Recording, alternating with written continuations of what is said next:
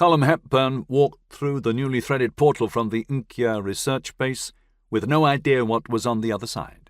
A smug Yuri hadn't volunteered that detail. Straight away he found himself face to face with a 5-person security team. All of them were tall and dressed in dark, energy-absorbing armor, their contoured helmets like outsized silver skulls. Small stub nozzles had risen out of their forearms and shoulders, making them bristle like nervous porcupines. Several small delta-plan-formed drones hovered silently in the air above them, black glass lenses aligned on everyone coming through the portal. The security team waited until Jessica crossed the threshold, then formed up around her, a development she treated with complete equanimity. Kandara, who walked beside her, gave the team a significant look. "Treat her with extreme caution," she told them. "We have no idea what she's capable of." Then she paused and tipped her head to regard Jessica quizzically. "Are you a she? An it?" "She," Jessica replied. "That's how I was created. Did you, Neana, steal humans, too?"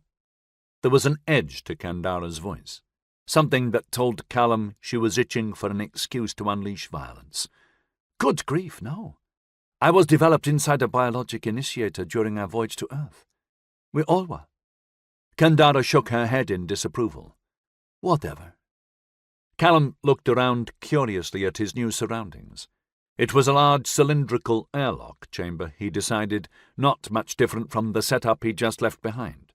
The same basic metal tube with a composite grid floor, every surface gloss clean, with no expense spared on the ancillary equipment ribbing the curving walls. A sleek portal threading mechanism sat at one end, while the opposite end had blacked-out windows on either side of a circular hatchway. So, although it looked like an airlock, it could as easily be a high-security reception cell, and his inner ears could sense the tiny but definite aberration of spin-induced gravity. They were in space somewhere, on a station or habitat. His alt-me, Apollo, informed him that the local network was restricted, and he wasn't on the access list.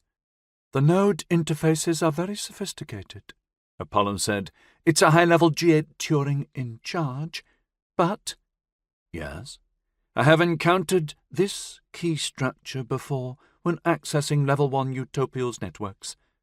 Callum took another look at the tall security team, then glanced at Yuri, who had just stepped through the portal. The connection security chief had been carrying the initial micro-portal through which the others had threaded, allowing them to leave Inkia.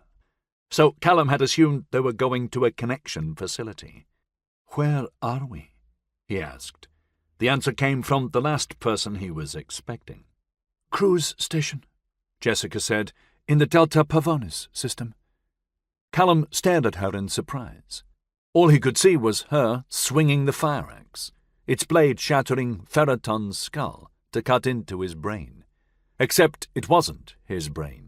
There'd been an Olyix brain nestling in his cranium instead, one that was quantum entangled with the other 4 in its quint,